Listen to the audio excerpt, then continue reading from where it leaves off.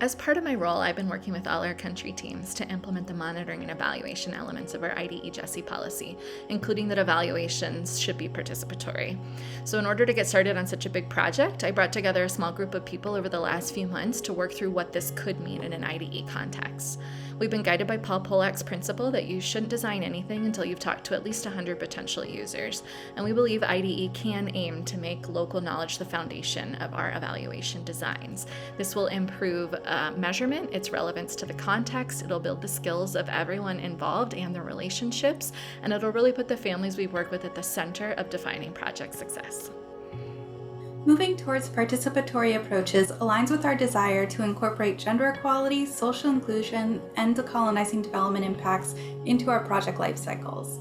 Even though we're early in the research process, external organizations have expressed a strong interest in our work and asked us to share our learnings on this topic, in addition to the strong interest our coworkers at IDE have shown.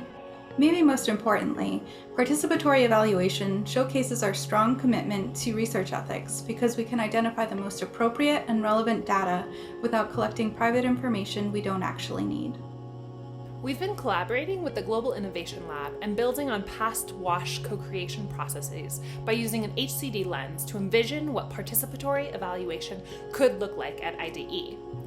Through an empathy-led discovery process, we've collected literature, input from external experts, and input from our global IDE staff on their ideas, opinions, and needs. We have learned so far that while toolkits do put our knowledge to paper, they're not an easy way to learn a new skill.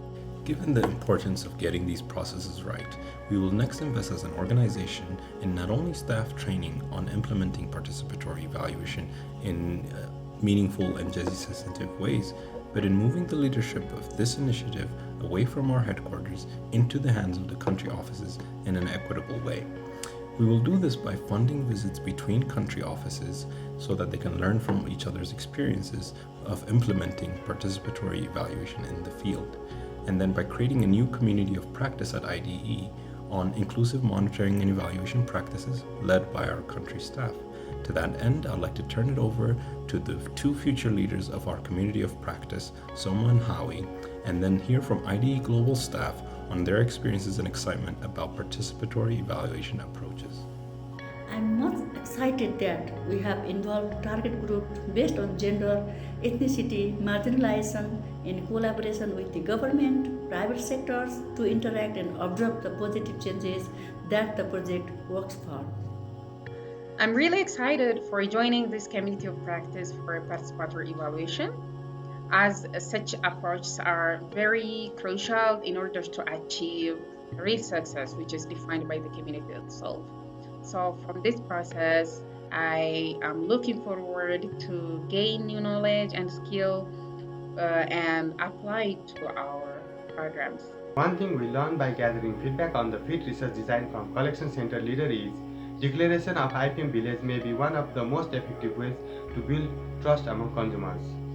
Participatory evaluation allows for mutual alignment of priorities and timelines between implementers and primary target groups or clients.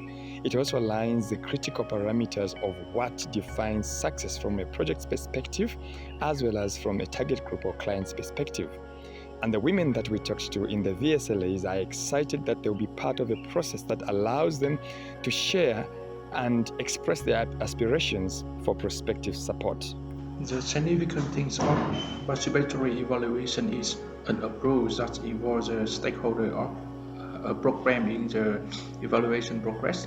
This eval can be occurs at any stage of the evaluation progress, from evaluation design to the data collection, analysis, and reporting of the study. For us, participatory evaluation is going to be revolutionary, because we think that it's going to help us to connect in a much more deeper way with our communities. We are going to be able to understand really what matters to them, besides and beyond the scope of work of our project, programs or consultancy. We will really create deeper and authentic connections. Hola, quisiera compartirles la emoción de nuestro equipo de poder realizar el intercambio e implementar el abordaje participativo en el proyecto de Mujer Próspera. Participatory evaluation will certainly lead to better understanding and use of client development data and hence better program support for HTTG and SFI projects. By bringing communities into the discussion around project metrics, we're inherently rooting the project goals, activities, and solutions in localized needs and desires and defining success with a local lens. I'm really excited to see IDE at the forefront of this incredibly important next step in our sector.